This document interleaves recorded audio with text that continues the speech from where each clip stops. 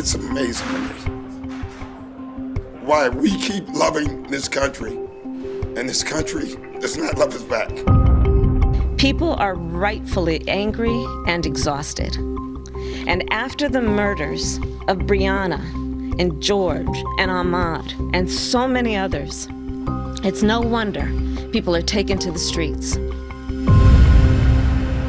Hey everybody, welcome to the Muckrake Podcast. I'm your co-host, Yates, Sexton. Returning after an unfortunate absence that left all of our listeners up in arms, missing you terribly, our beloved Nick Hauselman is back to talk about just the dreariest, awful American politics. Nick, we're so glad to have you back. I was in the darkness. I was what they described last week at the DNC, and it was not a good place to be. Well, it turns out when you live in an America that can actually take care of its people, and we have escalating natural disasters and calamities, it turns out sometimes you're without power and the ability to speak out and use your First Amendment rights. And speaking of, so we are recording this on Thursday, August 27th. It's going to come out on Friday. We're getting ready to do a live stream where we're going to watch Donald Trump's nominating speech. Things have been bad the past couple days. Of course, we had the unnecessary shooting of an African-American man in Wisconsin, followed by necessary protest, and then 17-year-old with an AR-15 shot two people, killed them, hurt another person. The Republican Party has closed ranks around a vigilante murderer. And it's rough to watch this stuff happening. Obviously, we've been expecting this, predicting this, but it doesn't make it any less disturbing or any less enraging. I did an hour-long video on B-Ball Breakdown today, interviewing some people in the community about this, because it folds over to what the NBA was doing yesterday by boycotting the games yesterday. They're boycotting today. I believe they're starting up either tomorrow or Saturday.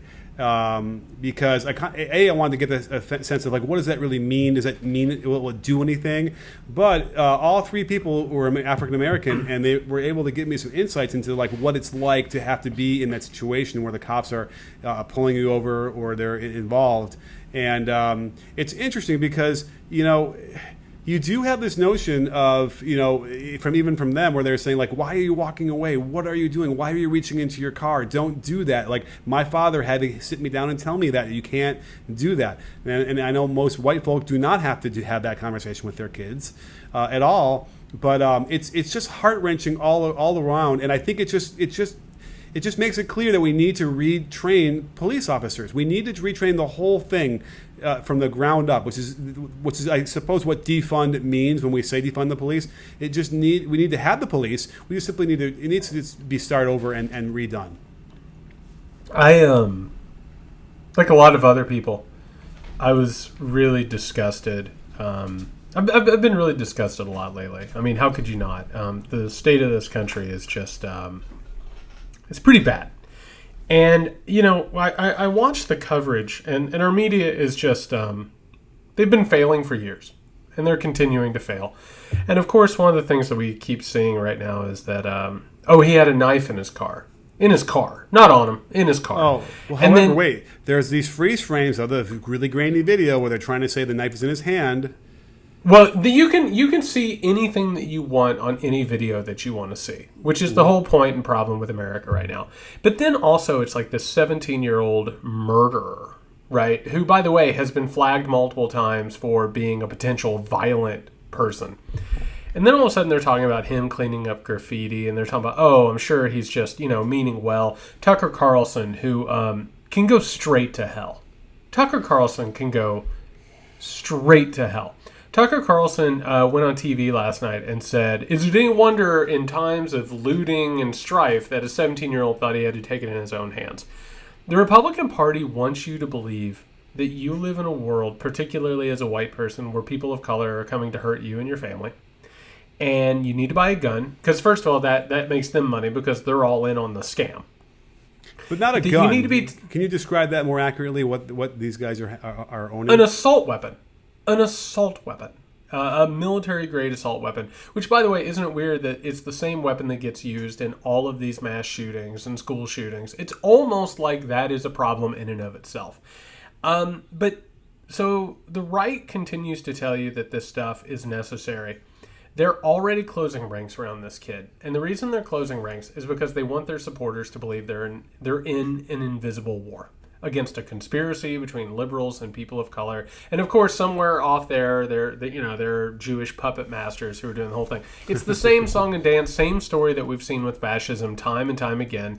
It's everything from the Protocols of the Elders of Zion to the New World Order to the Deep State to QAnon. They're all the same. It's the exact same story over and over again.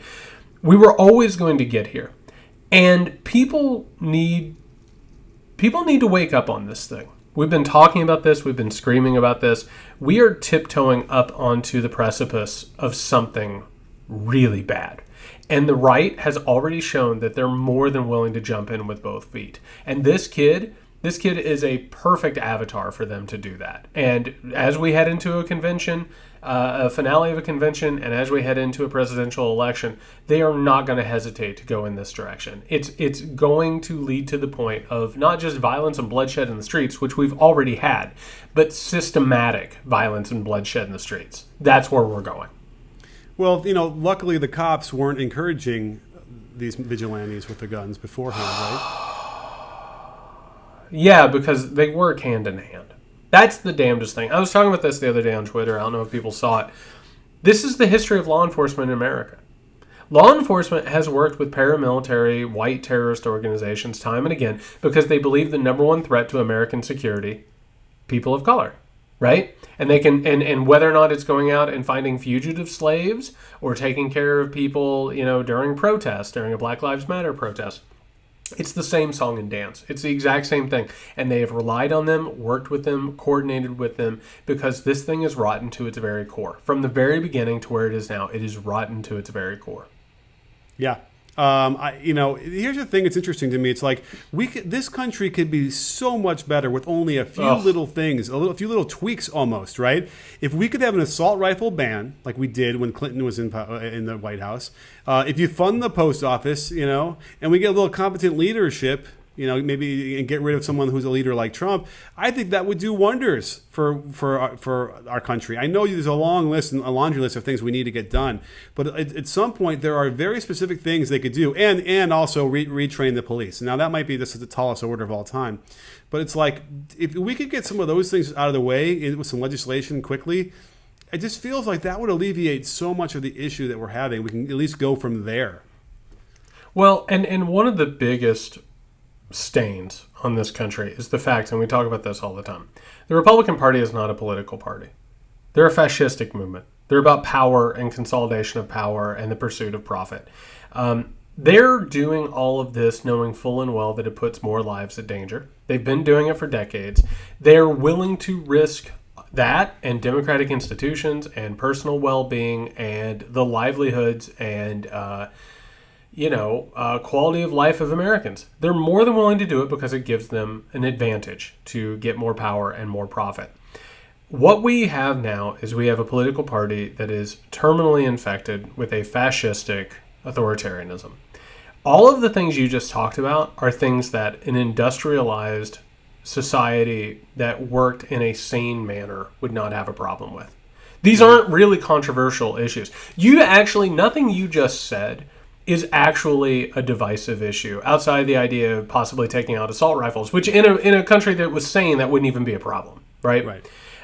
You could also talk about the fact that we need to take money out of national defense and put it towards the well-being of human beings, because national defense is a racket. It's a redistribution of wealth that is meant to take money from the people and give it to contractors and all of these people. There are ways to make it better. And the thing that pisses me off, man, and the thing that really, really makes me angry, this world could be so much better, but we are told to accept scraps. That's the truth. We are told that things can't get any better and shut your mouth or they're going to get a lot worse. You know what I mean? We have lost the ability to dream or imagine a better future. But I'll tell you something. And here's the thing. You brought up the NBA action. I would say it's a strike, and I think it's important that we call it a strike over a boycott, because we need to point out the fact that people can take action. that they can decide through solidarity and organization. And watch what happened with the NBA. The NBA within minutes was like, oh, absolutely, no, you guys have the power. No, you know what you're doing, and you've decided, and we follow that. Because, listen, you are the labor, and we will follow it. It's happened with that. Baseball screwed it up. They screwed it up completely. But you know what the players just did before we started recording? They walked off the field. Wow. They walked right off the field. All these other sports have figured out that when they take collective action, they win. And here's the thing that Americans need to take from that. We are terrified of losing our jobs because we're in a trench warfare austerity situation, which is something that people like Trump push. They push division.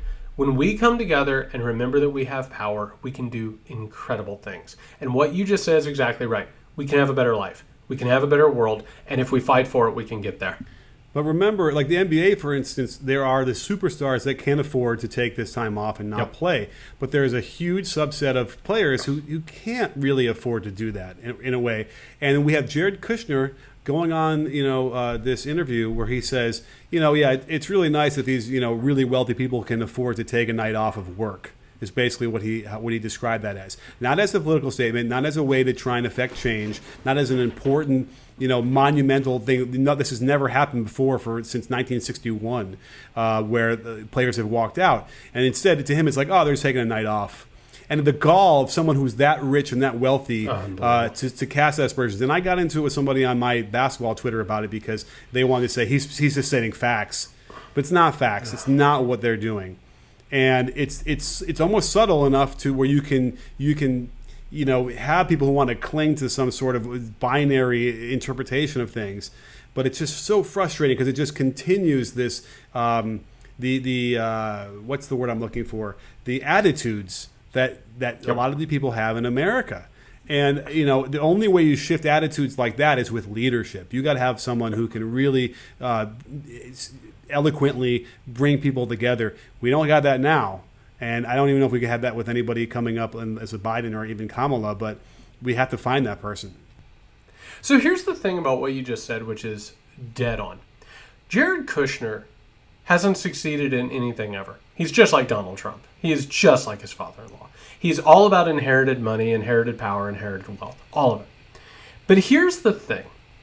The people you probably got in a fight with about this subject would probably be a lot better off financially and socially and in their lives if they got behind something like this protest, right? But the powerful and the wealthy figured out a long time ago. And if you actually go back and you look at like the Gilded Age, when you had, and by the way, the Gilded Age is pretty much the closest thing to what we have now, right? It's when is the the Gilded wealthy. Age? The Gilded Age is at the turn of the 20th century. It's right after Civil War. And actually, you know what? This is what we do. We give historical context. Yeah. So after the Civil War, they needed to build railroads. They needed to build telegraphs. They needed to update the infrastructure of the country. So when the Confederacy gets beaten and the agrarian lifestyle gets shoved away, the Union or federalism, whatever you want to call it, it needs to build a society that is more up to date and more modern. So all of a sudden they start reaching out to private individuals because they're like, we need you to do telegraphs, railroads, all the stuff to make America more modern. And so all of these individuals start gathering to create the infrastructure of a new America. And the redistribution of wealth starts going from the people through taxes into the coffers of oil people and railroad people and communications people. And so what they end up finding out, because what happens is they gain, and tell me if this sounds familiar, they gain crazy amounts of wealth, crazy amounts of influence, and they start buying the government. Isn't that weird how that happens? That the moment that all of a sudden that divide opens up, they start owning senators, they start owning congresspeople, they start owning presidents. And by the way, this is weird too. Neither of the parties was really exempt from it. They bought everybody. They got everybody on every side of an issue. So what ends up happening is people start getting really pissed off at the wealthy because they're living in squalor, right? And not only are they living in squalor, like, you're living in a cramped apartment with like 8 or 9 or 10 of like your family members. Your child is working in a factory, losing fingers, losing limbs. You're working 90 hours a week. It's just unbearable conditions. People start getting pissed off. And here's what happens. The wealthy decide, one, they're going to start giving a bunch of money to charity because it looks good. You know what I mean? Otherwise, the guillotines are coming out and the heads are going to start rolling. So they start giving a bunch of money to charity, but they give it to charities that they control, which gives them a tax cut and basically creates like governments that don't have to have government oversight, right? The second thing that they do is they realize they can start buying newspapers and they can start affecting reality. And they can start telling people what's actually happening. And in those newspapers and in those media companies, they start telling people, hey, you're not mad at us. You're mad at your neighbor.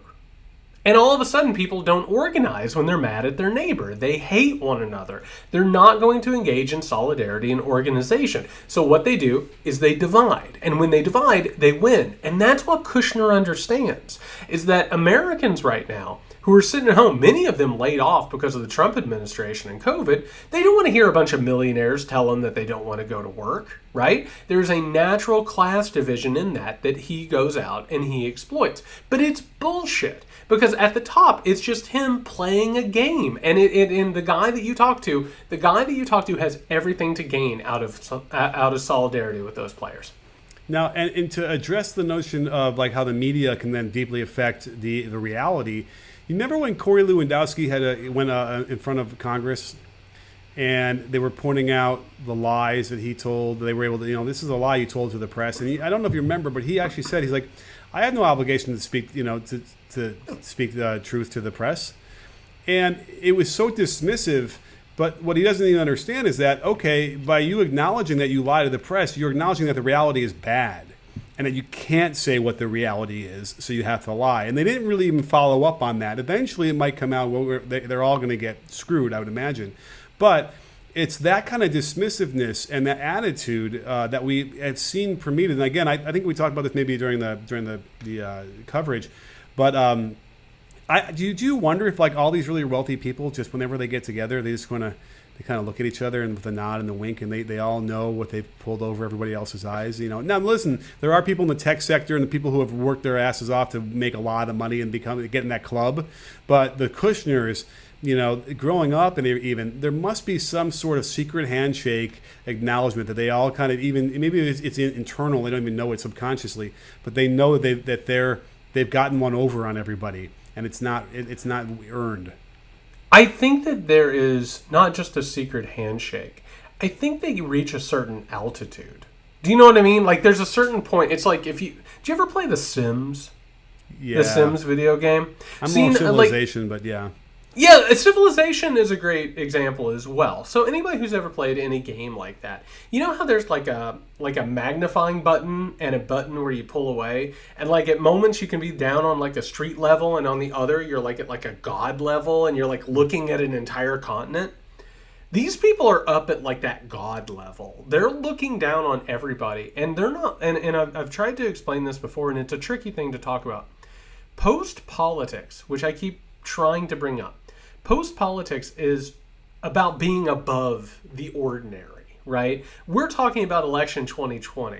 They're not interested in like an election. They're not interested in like who people vote for or not. They want to get past the election. They don't want elections anymore. They don't want elections that actually work anymore. They're up here. It's like if Kushner, so for instance, I mean, my God, what was it? The United Arab Emirates thing that he's been working on, or Israel-Palestine. He doesn't give a shit about Israel and Palestine. He's not interested in brokering a peace. He's interested in figuring out a way to get like a pipeline, interested in figuring out a way to get money that moves around here. So I think you're right. I think that they get together and they're talking about stuff that is actually beyond human.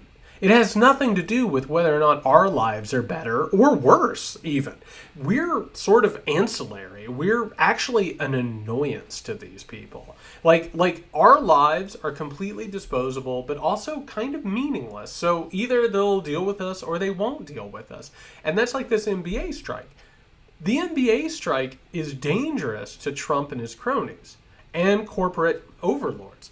It's dangerous because if people start recognizing, well, I could just stop going to work. I could just stop spending money. I could get in the streets with, I don't know, hundreds of thousands, if not millions of my best friends And the next thing I know, things can change. Now that means that they can't be up there on that God level anymore. You know what I mean? They got to get on the street. They got to magnify. But they don't want to be there. They have no interest in dealing with actual issues. They want to throw that the bomb in the bathtub and, make people hate LeBron James and think that he's like spoiled or something. But yeah, they don't want to actually deal with this stuff. They want everything to cruise along at a really high altitude so they don't have to get in and get their hands dirty. Now, it's funny. I had forgotten, by the way, that the DeVos family owns the Orlando Magic. So they are part of this infrastructure of the NBA.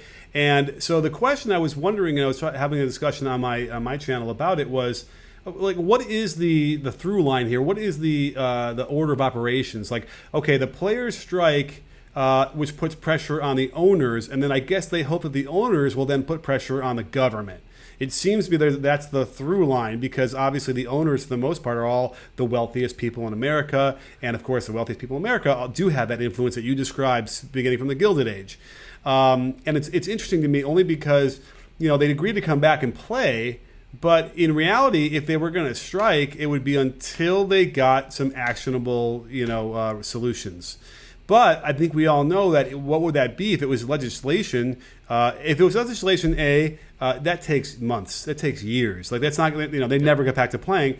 And if it was like, okay, maybe what they should be demanding is arrest these officers, have them at least be under suspicion of creating a crime or committing a crime until they do the research, whatever. Breonna Taylor, arrest the people that shot her. That might be what they need to do. And yet they're kind of going to, I don't want to say they half-assed this, but it's unclear why they did this. What was the point of the 2-day strike if there's nothing? I'm not even sure I've heard have you heard Trump? No one's responded to the NBA players in the government. Have you heard anything? Trump has, and he responded in the most Trumpian way possible.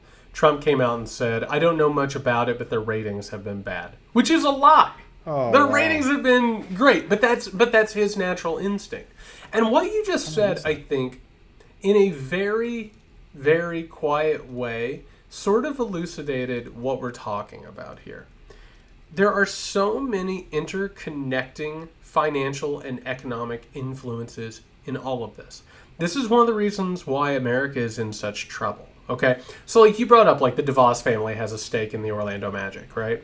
My favorite sports team, professional sports team, is the Chicago Cubs, which is owned by the Ricketts family, who, by the way, have worked personally with Donald Trump, right? If you actually look at like how these owners work, it's not like in the past where like you'd buy a baseball team or a basketball team because you loved the sport. You know what I mean? Like, you just loved being there. You just loved what it was. In fact, in like Major League Baseball, that league has suffered because the owners don't give a shit about the sport. They just see the teams as being something that they can use to profit from, right? And that's actually hurt the entire sport.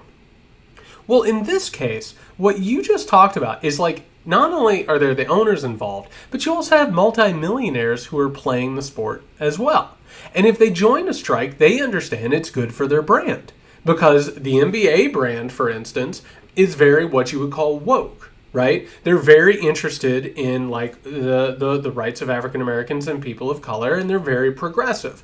So that's the question, is what is real and what is about financial benefit and your own branding. But here's the thing. The NBA strike, I think, is really interesting because it's technically what's called a wildcat strike.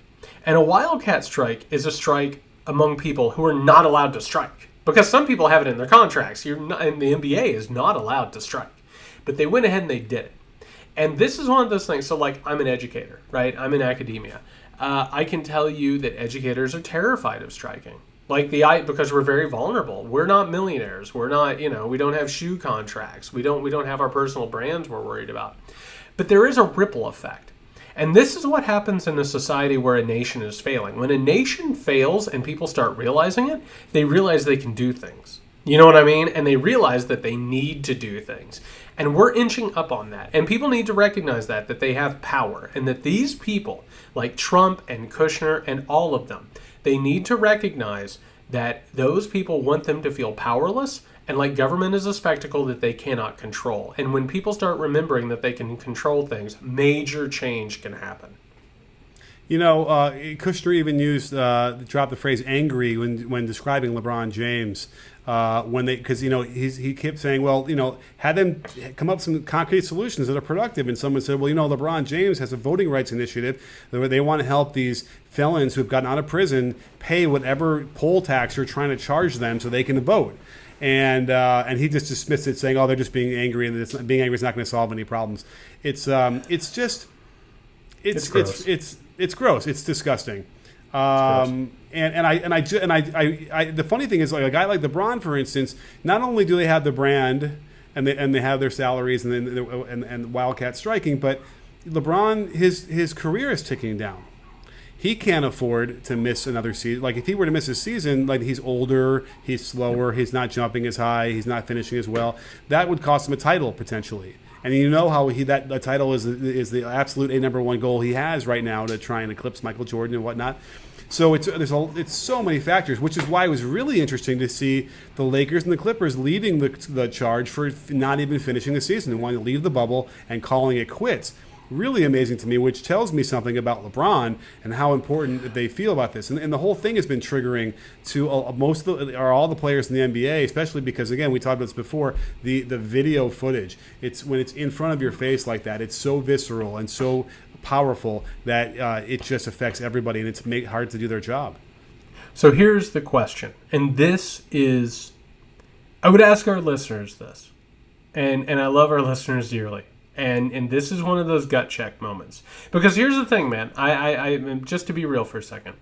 We talk all the time on here and on our live streams and our coverage and all that. We talk about being at a moment of crisis. Other people do it because they think there's money to be had or there's an advantage to be had or for the attention or whatever. There are grifters out there.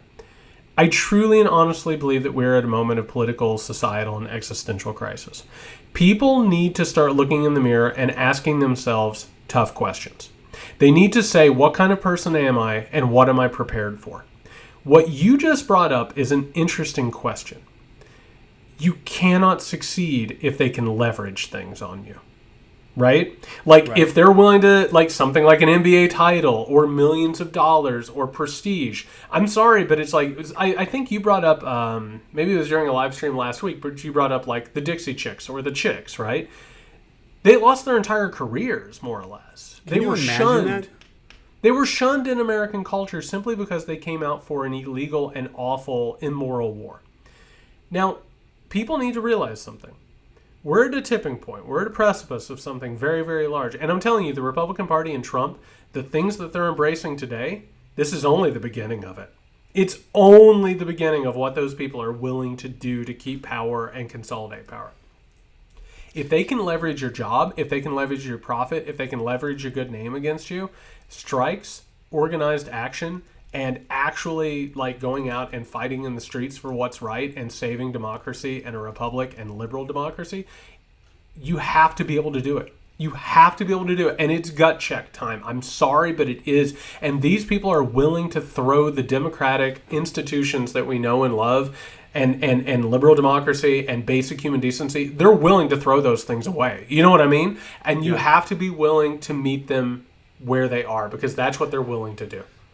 I keep saying that what we're arguing against for the Republicans, they are also arguing the exact same way. Exactly, the same words.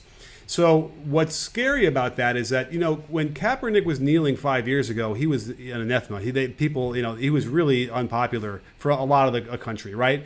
Especially like white, educated people. They thought he was an affront to the national anthem and to the troops and all this bullshit. Well, 5 years later, and after we finally, more and more people are really realizing what he was saying, right? And that he was really protesting what we keep seeing, George Floyd, and now in Kenosha with Jacob Blake. But here's the thing. So 5 years later, all of a sudden we're on board, a lot more people on board. Well, I'm telling you, the Republican ideology can also go through that same metamorphosis over a few more years and be even more accepted than it is now and kind of, the tentacles can continue to spread. That's kind of scary. Yes. At the very least, we need to be able to get the people who agree with that kind of ideology, and especially the racists and the people who have no empathy at all for anybody else. We need to get them to go back in the shadows, at least to where they were, maybe they don't go away, but we need to have them be ashamed, a little bit more ashamed of what they think, and it's not so public, at the very least. We have to reject this. Because listen, and this is not hyperbole, this is just literally repeating what has happened. We had a vigilante in an American city shoot people and murder people. Right? And by the way, it's not the first time it's happened. No. It has not been covered very well, but at these Black Lives Matter protests, people have been run over, they've been beaten, they've had people come out with knives and swords and bows and arrows and guns. They've wanted to kill, and they have killed. You need to understand this. They've already embraced this. That's not where they're going to stop. They're not going to pump the brakes and be like, this is really upsetting. I don't know that we can embrace this. This is in the first term of Trump's presidency. Yeah. If he gets a second term, and by the way, he's promised to get 2 more after that. You know what I mean? If you think that they're going to pump the brakes and suddenly get better and suddenly become halfway decent human beings, you have another thing coming. That's not who they are, and that's not the trajectory that they are on. You need to understand that these next couple of months are very crucial about the future of not just this country, but your future, the future of your children, the future of your grandchildren, the future of your great-grandchildren. This stuff is escalating in a hurry. All right. And listen, yeah. We're so happy that you're here and you're listening to this. We've talked about this over and over again. This is a really frightening time. But we appreciate you. We appreciate your support. We appreciate having a listener base that takes this seriously and isn't just serious about it, but they're serious about building community and organizing. We thank you so much. We want to let you know we're building a community over at patreon.com/muckrakepodcast. I have to tell you that the people over there, they're taking care of each other. They're being kind to each other. We're actually getting ready to go cover the last night of the Republican National Convention, and it has been a horror show.